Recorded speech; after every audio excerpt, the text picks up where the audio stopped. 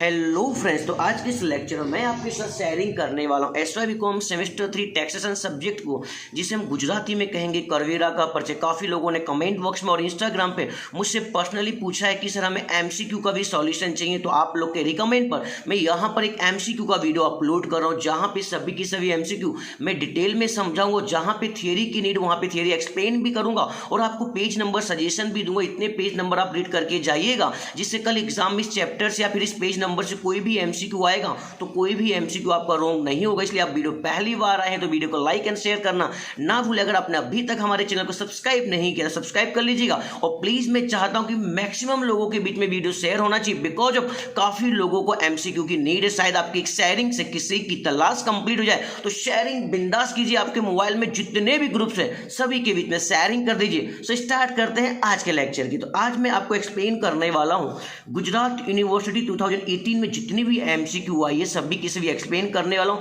With theory के साथ में, पेज नंबर के साथ में। जैसा कि यहाँ पे क्वेश्चन नंबर 1 के बी के अंदर टोटल यहाँ पर आपके पास एमसीक्यू आए थे total 6, and question number 2 B में भी आए थे टोटल 6, 6 + 6 12। क्वेश्चन नंबर 3 में आए थे 5, 12 + 5 17, एंड क्वेश्चन नंबर 4 में आए थे 5।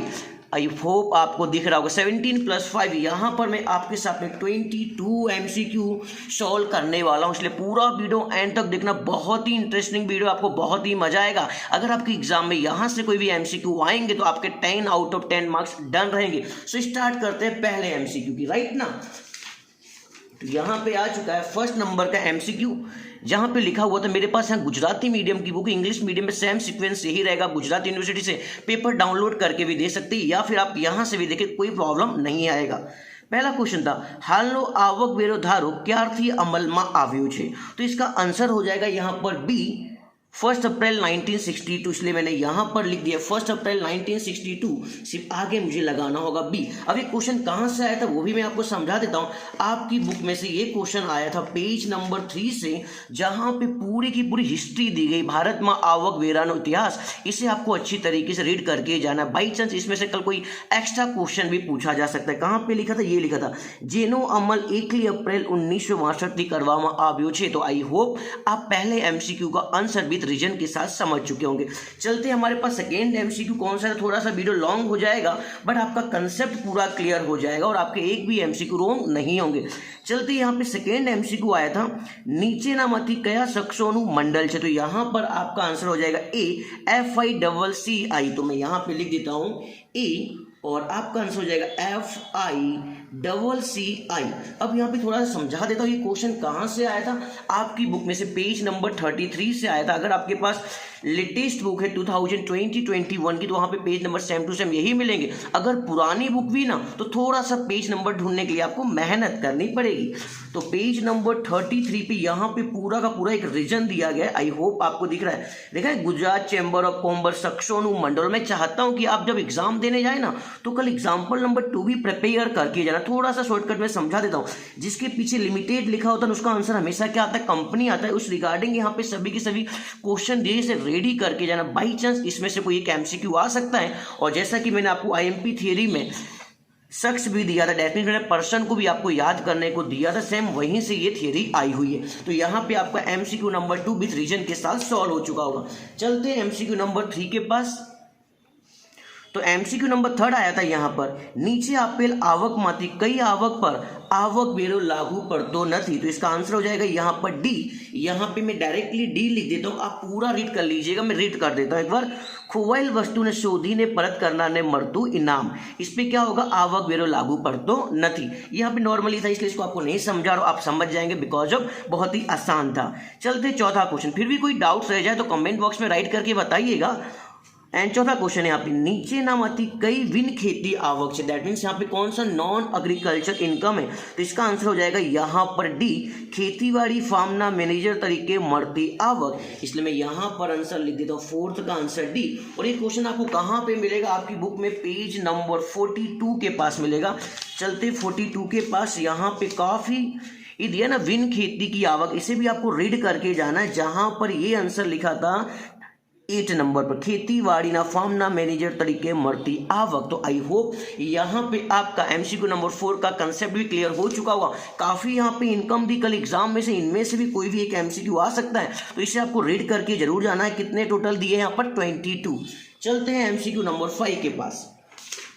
तो हमारे पास एमसीक्यू नंबर 5 आ चुका है इधर, कर चोरी एटले शू। तो यहाँ पे काफ़ी ऑप्शन दिए, आप सभी ऑप्शन को रीड कर लीजिएगा, बट यहाँ पे आपका आंसर हो जाएगा ए। तो यहाँ पे राइट कर देता हूँ ए।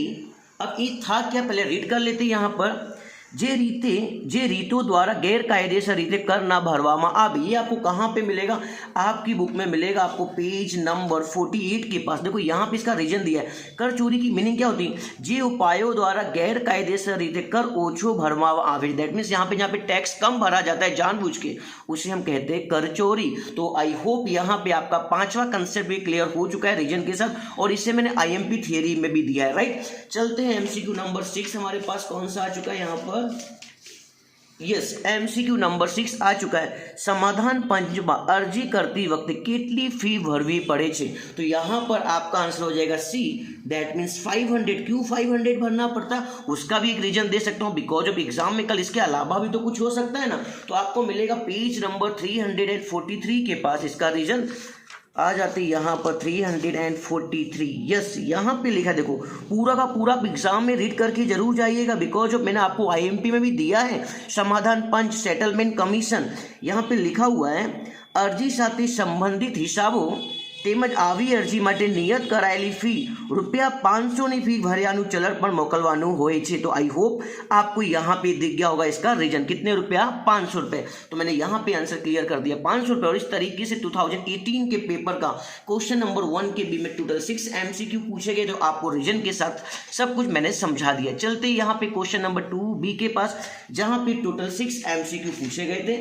आ जाती यहाँ पे क्वेश्चन नंबर 2 का बी, एंड बी के अंदर है फर्स्ट, बिन रईस कोने के वाई, इंग्लिश में कहते हैं नॉन रेसिडेंट। यहाँ पे टोटल आपके पास 4 ऑप्शन है, जिसमें से सी आपका राइट आंसर हो जाएगा। आप रीड कर लीजिएगा, तो आपको आ ही जाएगा। आज मैंने रिसेंटली इस रिगार्डिंग एक वीडियो भी अपलोड किया, टोटली 3 वीडियो मैंने रेसिडेंटल स्टेटस का अपलोड किया। आप देखोगे तो आपको ऑटोमेटिक पता चल जाएगा इसका आंसर सी क्यों है। फिर भी एक बार रीड करना चाहूँगा। જે વ્યક્તિ રહીશની શરતનું પાલન નથી કરતા તેને શું કહેવાય છે, બિન રહીશ કહેવાય છે। दैट मीन्स नॉन रहीश, सी आपका आंसर रहेगा।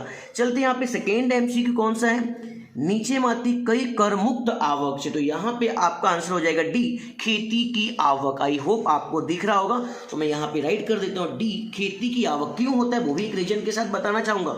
चलते पेज नंबर 106 के पास, आपको खेती की आवक के पास ले चलते हैं।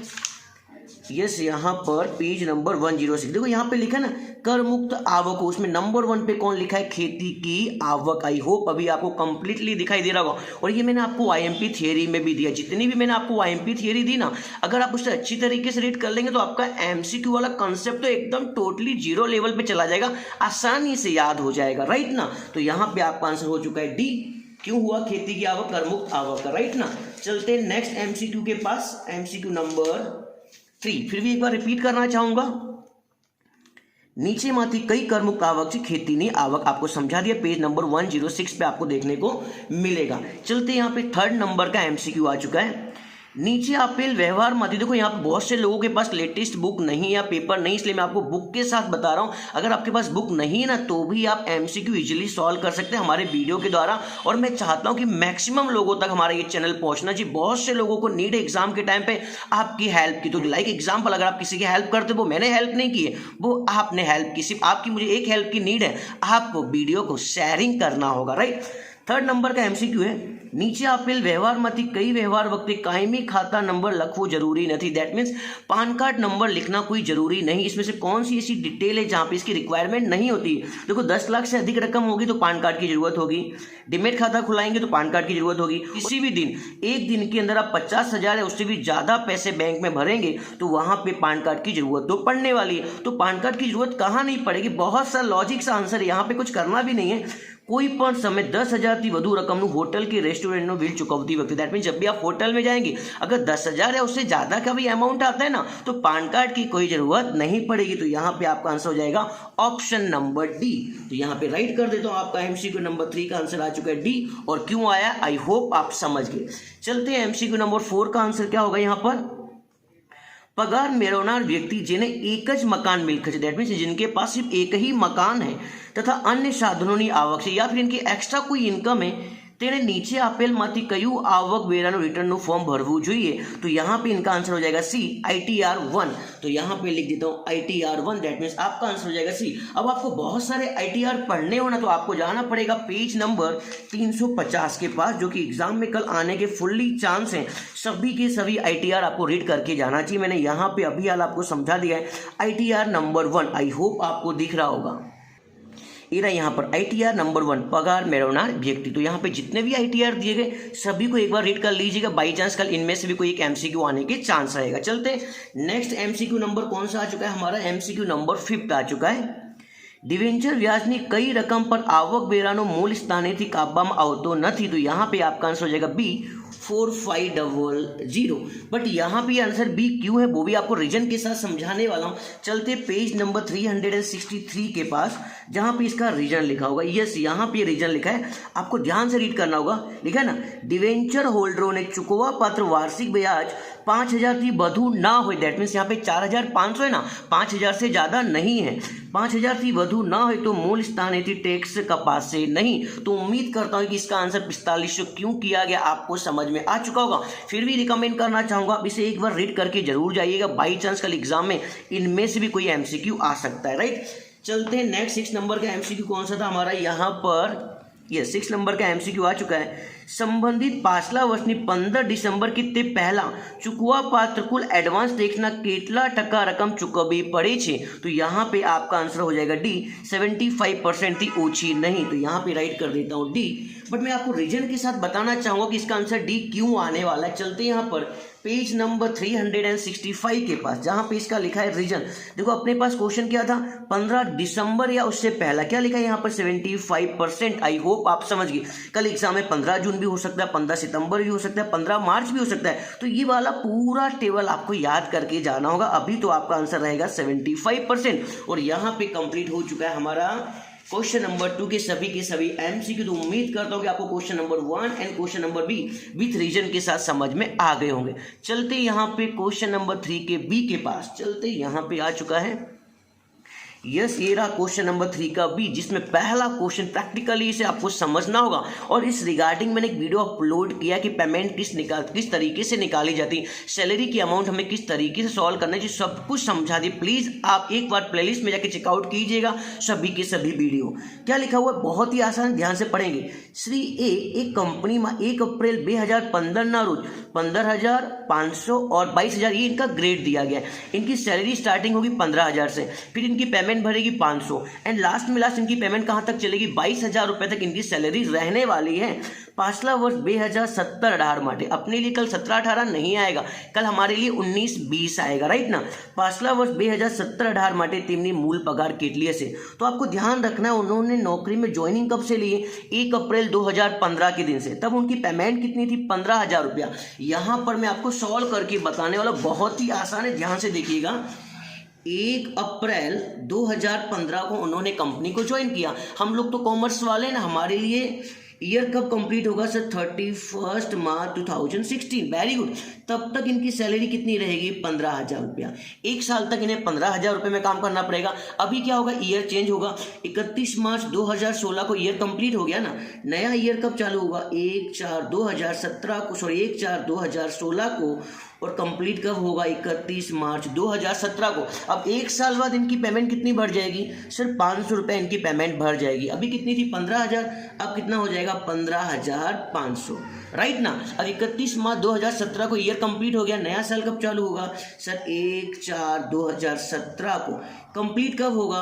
31 मार्च 2018 को। अब इनकी पेमेंट कितनी हो जाएगी? 16,000। 500 रुपया करके आपको बढ़ाते रहना है जब तक इनकी पेमेंट कितनी ना हो जाए? 22,000। अभी 16,500 होगी, भी 17,000 होगी, 17,500 होगी, 18,000 होगी, 18,500 होगी, 19,000 होगी, 19,500 होगी, 20,000 होगी, 20,500 होगी, 21,000 होगी, 21,500 होगी, एंड लास्ट में लास्ट इनकी पेमेंट कहाँ तक जाएगी? 22,000। फिर इनकी पेमेंट नहीं बढ़ेगी। बट अपने को वहां तक जाने की नीड नहीं है। हमसे कब पूछा गया है? 2017-18 में इनकी एनुअल अमाउंट कितनी रही होगी, इनकी मूल पगार कितनी रही होगी। तो यहाँ पर ये दिया डेटा, 2017-18 में इनकी पेमेंट कितनी थी? वही 16,000 रुपया। एक महीने का ये 16,000 रुपये कमाते हैं, तो पूरे ईयर में मंथ कितने होते हैं, 12 मंथ ना, तो इंटू आपको 12 कर देना है। 16,000 इंटू 12 करेंगे तो आपका आंसर आ जाएगा यहाँ पर 1,92,000। तो उम्मीद करता हूँ यहाँ पर सैलरी मैंने किस तरीके से सॉल्व की आप समझ गए होंगे। तो यहाँ पर आपका आंसर आ जाएगा बी 1,92,000। तो यहाँ पे राइट कर देता हूँ बी 1,92,000। राइट, चलते हैं नेक्स्ट क्वेश्चन के पास।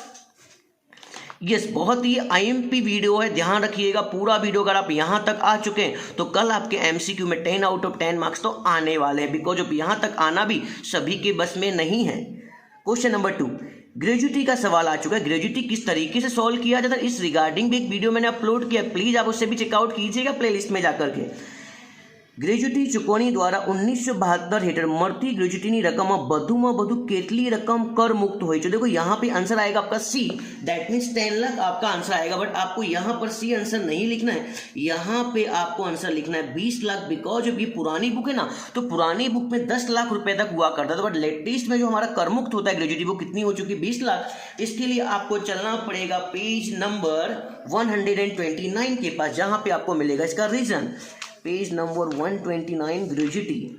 यस, यहाँ पे यस ये आ चुका है। यहाँ पर ग्रेजुएटी के अमाउंट आपको दिखाई दे रही होगी, दिखाई दे रहा है ना आपको। વધુ में વધુ કેટલા रुपया करमुक्त गणना से 20 लाख रुपए गिने जाएंगे। आई होप आप समझ गए होंगे रीजन के साथ। तो यहाँ पर इनका जो ये आंसर दिया हुआ है 10 लाख रुपीज़, पर 10 लाख नहीं हुआ, कितना हो जाएगा 20, इसलिए मैं यहाँ पे कर दी 20 लाख। बट पुरानी बुक में 10 लाख लिखा है, अब 10 लाख नहीं लिखना है। ग्रेजुएटी की अमाउंट अभी रिसेंटली कितनी हो चुकी, 20 लाख। राइट, चलते थर्ड नंबर का एमसीक्यू रीड कर लेते यहाँ पर। ये तो कल जो मैंने प्रैक्टिकल एक सम अपलोड किया था वहां पे भी इसको डिटेल में समझाया मैंने। शिक्षण भत्ता माटे कर मुक्तिनी रकम कई छे। यहाँ पे जो शिक्षण भत्ता होता है दैट मीन्स एजुकेशन अलाउंस के लिए कितना रुपया अलाउंस हमें मिलता है, तो इसका आंसर हो जाएगा आपका ए। कितना मिलता है हमें 100 रुपीज़। तो आप राइट कर दीजिए यहाँ पर आंसर ए। बाकी क्वेश्चन पूरा आप लिख लीजिएगा। ध्यान रखिए यहाँ पे इसी में DAC लिख रहा हूँ, आपको ऐसा नहीं करना है, एग्जाम में आपको कंप्लीटली लिख कर आना है। यहाँ पे थोड़ा टाइम की कमी होने की वजह से मैं डायरेक्टली आपको आंसर समझा रहा हूँ। राइट, तो यहाँ पे देख लेते एजुकेशन अलाउंस कितना होता है, ए, इसलिए आपने यहाँ पे आंसर लिख दिया ए। चलते यहाँ पे कौन कौन से अलाउंस याद कर लेनी चाहिए एग्जाम में कल, जरूरी सोरी की शिक्षण भत्ता ही, अब इसके अलावा भी कुछ हो सकता है ना। सो मैं ले चलता हूँ आपको पेज नंबर 148 के पास, जहाँ पे बहुत सारे अलाउंस दिए गए, सभी के सभी एक बार रीड करके जरूर जाइएगा जब आप एग्जाम हॉल में जाएंगे तब। तो यहाँ पर आ चुका है पेज नंबर 148, सॉरी 148 नहीं, पेज नंबर 143 पे गिवन इसकी डिटेल हमारे पास। यस, ई दिया है यहाँ पर, काफ़ी सारे अलाउंस दिए गए, सभी के सभी रीड करके जाना, जिसमें से अभी हमें नीड है। शिक्षण भत्ता कितना रुपया होता है, 100 रुपया। कितने बच्चों के लिए, कम से कम 2 बच्चे के लिए। उसी तरीके से यहाँ पे देखो हॉस्टल का अलाउंस होता है, बहुत सारे अलाउंस दिए, गणवेश भत्तू होता है, यूनिफॉर्म अलाउंस होता है, इन सभी को आपको एक बार रीड करके जाना चाहिए। तो यहाँ पर आपका आंसर ए क्यों आया, आई होप आप समझ गए। चलते यहाँ पे एमसीक्यू नंबर 4 का आंसर देख लेते हैं। मालिक द्वारा कर्मचारी ना ऑफिस ना हेतु माटे, दैट इज मालिक के द्वारा कर्मचारी को लैपटॉप और कंप्यूटर दिया गया है, तो केटली रकम कर पात्र थशे। तो यहाँ पे आपका आंसर हो जाएगा ए। मालिक के द्वारा दिया है ना, पूरी की पूरी रकम क्या हो जाएगी, कर मुक्त हो जाएगी। अब कौन कौन सी रकम कर मुक्त होती है इस रिगार्डिंग भी आपको इन्फॉर्मेशन दे देता हूँ। चलते हैं पेज नंबर 148 के पास, जहाँ पे इसका लिखा होगा रीजन।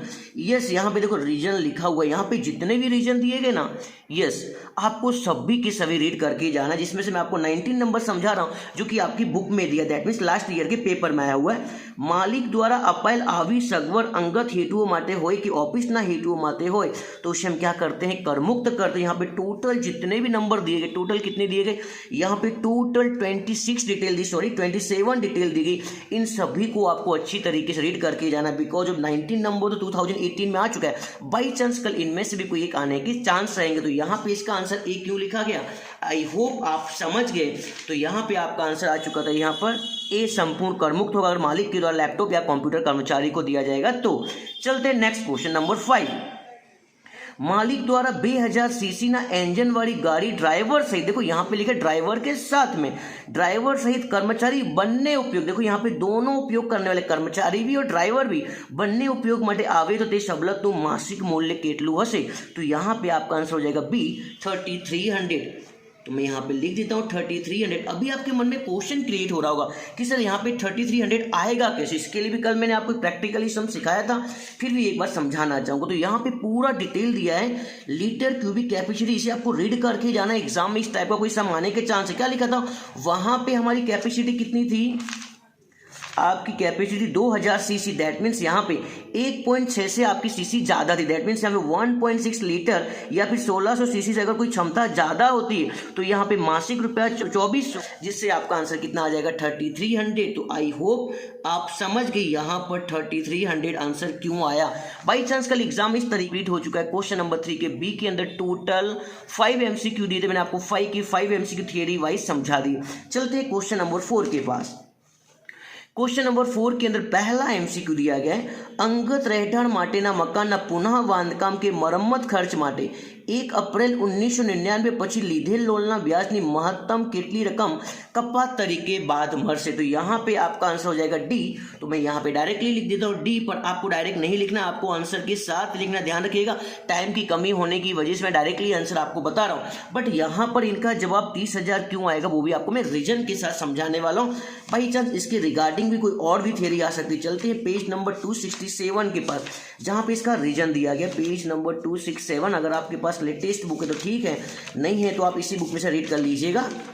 267, यस, यहाँ पे सब कुछ दिया हुआ है। इस डिटेल को रीड करके जाइएगा। 1 अप्रैल या 1999 से पहले की बात होती ना तो कितने रुपए तक, 30,000 रुपए तक, और 1 अप्रैल 1999 की बात है तो कितने रुपए तक, 2 लाख तक। इसे दोनों को रीड करके जाइएगा। 2018 में ये आ चुका है, तो बाई चांस कल ये भी आने के चांस है, इसलिए आपको पूरा समझा रहा हूँ कि यहाँ पे जितनी भी डिटेल आपको मिली आपको सब कुछ रीड करके जाना है। लास्ट टाइम MCQ यहाँ से है, तो बाई चांस इस बार यहाँ से भी आ सकता है, तो इसका आंसर कितना हो जाएगा 30,000। तो मैंने यहाँ पे डी आंसर क्यों लिखा था, आई होप आप समझ गए। चलते यहाँ पर आपका MCQ नंबर 1 होने के बाद चलते हैं MCQ नंबर 2 के पास। क्या लिखा हुआ है, नीचे આપેલ વિધાનો પૈકી કયું વિધાન સાચું છે। तो यहाँ पे आपका आंसर हो जाएगा डी, म्यूनिसिपल वेरो जो मकान मालिक चुकवे हो तो इस बाद में से। कॉमन सेंस है तो आपको आ ही जाएगा, अगर म्यूनिसिपल टैक्स मकान मालिक चुकाएगा तो ही वो बाद मिलेगा। तो आंसर आ जाएगा आपका डी। इससे आपको कंप्लीटली राइट करना, ध्यान रखिएगा, एग्जाम में शॉर्टकट मत कीजिएगा। चलते यहाँ पे MCQ नंबर 3 का आंसर देख लेता। अब ये MCQ वेरी इंपॉर्टेंट, अगर आपने मेरा इनकम फ्रॉम हाउस प्रॉपर्टी वाला चैप्टर देखा होगा ना तो इस रिगार्डिंग कोई भी सम आएगा आप उसे इजीली सॉल्व कर सकते हैं। यहाँ पर प्रैक्टिकली मैं आपको सॉल्व करके बताने वाला हूँ, राइट। सी बिना मकान ना म्यूनिसिपल मूल्य 80,000 रुपया दिया हुआ है, दैट मीन्स इनकी म्यूनिसिपल वैल्यू 80,000 है। स्टैंडर्ड भाड़ू दैट मीन्स स्टैंडर्ड रेंट दिया हुआ 75,000। મળવા પાત્ર ભાડું દેટ મીન્સ રિસીવ રેન્ટ દિયા 72,000 અને ખાલી રહેવાનો સમય અને વસૂલ ના થઈ હોઈ શકે। दो एक महीने के लिए आपका मकान खाली भी रहा है और वसूल नहीं हो सके, ऐसी कोई डिटेल दी गई है तो मिलकतનું ग्रोस वार्षिक मूल्य કેટલું હશે ये आपको सॉल्व करना होगा। तो इस टाइप के सम को सॉल्व करने के लिए मैंने ऑलरेडी एक वीडियो अपलोड किया, प्लीज़ आप उसे प्लेलिस्ट में जाके चेकआउट कीजिएगा। इस टाइप का कोई भी सम आएगा उसे आप इजीली सॉल्व कर लेंगे। सॉल्व करके दिखा देता हूँ यहाँ पर। तो यहाँ पर मकान की म्यूनिसिपल वैल्यू कितनी 80,000, तो मैं यहाँ पे राइट कर देता हूँ step number 1। First of all आपको लिखना होगा यहाँ पर म्यूनिसिपल वैल्यू कितनी है 80,000, जिसकी कंपेयर आपको करना होगा फेयर रेंट के साथ में। बट सवाल के अंदर फेयर रेंट दैट मीन्स वाजबी भाड़ा कहीं पे भी दिया हुआ नहीं है, इसलिए मैं कर दूंगा डैश। फिर क्या लिखा हुआ, इन दोनों को कंपेयर करने पर कौन सा आंसर चाहिए, हमें हाइएस्ट आंसर चाहिए। तो हाइएस्ट आंसर तो क्या आ जाएगा आपका 80,000 ही आ जाएगा, बिकॉज ऑफ यहाँ तो कुछ दिया नहीं है। अभी इसकी कंपेयर आपको किसके साथ करना है, स्टैंडर्ड रेंट के साथ करना है। तो देख लेते हैं यहाँ पर स्टैंडर्ड रेंट यानी कि प्रमाणित भाड़ा कितना दिया हुआ है 75,000 दिया, तो आप यहाँ पे राइट कर लीजिए 75,000। अभी आपको इन दोनों की कंपेयर करना, हाईएस्ट वैल्यू की कंपेयर करना स्टैंडर्ड रेंट के साथ में, और उन दोनों में से जो कम होगा ना वो होगा आपका आंसर। तो 80,000 75,000 में कम कौन है सर 75,000, और यहाँ पे कंप्लीट हो चुका है आपका स्टेप नंबर 1। आई होप आप समझ गए। चलते स्टेप नंबर 2 को सॉल्व करते। स्टेप नंबर 2 में हमें किसकी रिक्वायरमेंट होती है, तो यहाँ पे मैंने लिखा है एनुअल रेंट की जरूरत है, वार्षिक भाड़ा की जरूरत है। तो हमारे पास मड़वा पात्र भाड़ू कितना दिया हुआ है 72,000 दिया है, तो आप राइट कर लीजिए 72,000, राइट। जिसमें से आपको हमेशा लेस करना होता है अनरियलाइज रेंट, गुजराती में कहेंगे वसूल ना हो सके ऐसे भाड़े को हमें हमेशा क्या करना होगा, लेस करना होगा। पर देख लेते हैं हमारा मकान कितने समय तक हमें भाड़ा वसूल नहीं हुआ है, 1 महीने तक भाड़ा वसूल नहीं हुआ है। तो हमें पता लगाना पड़ेगा कि 1 महीने का भाड़ा था कितना। तो एनुअल रेंट कितना है हमारे पास 72,000, पूरे ईयर में कितने मंथ होते 12 मंथ, तो 1 महीने का भाड़ा कितना होगा हमारा 6,000 रुपया, दैट मीन्स 6,000 रुपया अनरियलाइज प्राइस है वसूल नहीं हुआ है तो आप उसे लेस कर दीजिए। तो 72,000 में से 6,000 चला गया तो आपका आंसर आ जाएगा यहाँ पर 66,000। और इस तरीके से कंप्लीट हो चुका है आपका स्टेप नंबर 2, राइट ना। फिर यहाँ पे क्या लिखा है स्टेप नंबर 3 के अंदर, स्टेप नंबर 1 की वैल्यू लिखो और स्टेप नंबर 2 की वैल्यू लिखो। तो स्टेप नंबर 1 की वैल्यू कितनी आ चुकी थी 75,000, तो आप यहाँ पे राइट कर दीजिए 75,000। एंड स्टेप नंबर 2 की वैल्यू कितनी आ चुकी 66,000, तो आप यहाँ पे राइट कर दीजिए 66,000, राइट ना। अभी क्या करना है step number 1 and step number 2 में जो हाईएस्ट वैल्यू, जो वधु वैल्यू, इसे आपको राइट करना है। तो दोनों में से हाईएस्ट कौन है सर 75,000, राइट है, वेरी गुड। तो यहाँ पे 75,000 है 66,000 का हाईएस्ट वैल्यू कौन सी थी 75,000। तो स्टेप नंबर 3 का आंसर कितना आ चुका है 75,000। चलते स्टेप नंबर 4 के अंदर। स्टेप नंबर 4 में क्या करना है, स्टेप नंबर 3 की जो भी वैल्यू है ना उसी को आपको यहाँ कट कॉपी पेस्ट करना है। तो मैंने कर दिया यहाँ पे कट कॉपी पेस्ट, राइट। जिसमें से आपको लेस क्या करना है वैकेंसी पीरियड, जितने समय तक आपका मकान खाली रहा है। तो आपका मकान कितने समय तक खाली रहा है सर 1 महीने के लिए हमारा मकान खाली रहा है। तो 1 महीने का रेंट कितना था आपने सॉल्व किया था 6,000, तो आप यहाँ पे राइट कर दीजिए 6,000। तो 75,000 में से 6,000 लेस करेंगे तो यहाँ पर फाइनली आपका आंसर आ जाएगा 69,000, जो कि यहाँ पर MCQ नंबर 3 में लिखा हुआ। तो आपका ग्रोस वार्षिक मूल्य कितना हो जाएगा 69,000। कल आपके एग्जाम में एक MCQ 2 नंबर के आने के चांस, इसलिए आपको वहां पर MCQ सॉल्व करके भी बताना पड़ेगा जहां पे आपको रिक्वायरमेंट होगी। जैसे कि यहाँ पे सैलरी वाला जो आया था MCQ उसे भी मैंने सॉल्व किया, और इनकम फ्रॉम हाउस प्रॉपर्टी का जो आया हुआ इसे भी मैंने सॉल्व करके यहाँ पे दिया है। आप चाहें तो इसकी स्क्रीनशॉट ले सकते हैं, फिर वीडियो पॉज करके भी आप स्क्रीनशॉट ले सकते हैं, बिकॉज ऑफ इस टाइप का सम आने का फुल्ली चांस रहेगा कल की एग्जाम के अंदर। मैं चाहता हूं कि मैक्सिमम लोगों तक हमारे ये वीडियो पहुंचना चाहिए। आपको पता है एक वीडियो को बनाने में मैक्सिमम 4 to 5 आवर्स लग जाते हैं, फिर आपके पास वीडियो आता है जिसका मैं कोई चार्ज नहीं लेता हूं। जो आप शेयरिंग करेंगे वही मेरा चार्ज है, वही मेरी हेल्प है। तो आपकी शेयरिंग मेरी हेल्प होगी, आपकी शेयरिंग मेरा चार्ज होगा। तो प्लीज इस वीडियो को सभी फ्रेंड्स के बीच में शेयरिंग कीजिए, और अगर आपने अभी तक हमारे चैनल को सब्सक्राइब नहीं किया तो सब्सक्राइब कर लीजिएगा। बिकॉज यहाँ पे 4th नंबर का आंसर आ चुका है। यहाँ पर कर पात्र मकान मिलकतनी आवकनी गणतरी માટે कलम नंबर 24 हेठળ कयो खर्च मजरे मरवा पात्र है। तो यहाँ पे आपका आंसर हो जाएगा सी 30% स्टैंडर्ड कपात। तो यहाँ पे डायरेक्टली आंसर लिख देता हूँ। अब इसका आंसर 30% स्टैंडर्ड कपात क्यों होता है वो भी मैं आपको रीजन के साथ समझा देता हूँ। सो चलते यहाँ पर पेज नंबर 267 के पास देखो यहाँ पे लिखा ही हुआ है मजरे मरती रकमों के खास कपात, तो इंग्लिश में लिखा है डिडक्शन। तो क्या लिखा है चौखा वार्षिक मूल्य 30% જેટલી स्टैंडर्ड कपात तरीके बाद मरसे। तो इसे आपको पूरा रीड करके जाना होगा, एग्जाम इसकी थियरी आने के फुल्ली चांस रहते हैं। चलते यहाँ पे लास्ट, और यहाँ पे आपका MCQ वाला कंसेप्ट 2018 का कंप्लीट होगा। अगर 2018 की रिगार्डिंग कोई भी MCQ आएगी वो आपकी रॉन्ग नहीं होगी। 2019 में सेम टू सेम इसी टाइप का दिया है, उसे आपको सॉल्व करना होगा। चलते लास्ट में મકાન બાંધકામ પૂરું થયાને કેટલા વર્ષોમાં મૂડીકૃત વ્યાજ મળે છે। जब मैंने आपको income from house properties chapter चलाया हुआ है वहां पे मैंने आपको समझा दी। कॉमन आंसर रहेगा इसका आंसर कितना हो जाएगा 5 ईयर्स। तो यहाँ पर आपका आंसर हो जाएगा सी, और मैं लिख देता हूँ 5 ईयर्स। तो आई होप यहाँ पे मैंने आपको चारों 4 क्वेश्चन के MCQ सॉल्व करा दिया, आपको सब कुछ समझ में आ गया होगा। फिर भी अगर कोई डाउट रह जाती तो कमेंट बॉक्स में राइट करके बताइएगा। मैं चाहता हूँ कि मैक्सिमम लोगों तक हमारी ये वीडियो पहुंचना चाहिए, तो प्लीज अपने सभी ग्रुप्स के बीच में शेयरिंग कीजिए। So thank you very much and wish you all the best for your exam.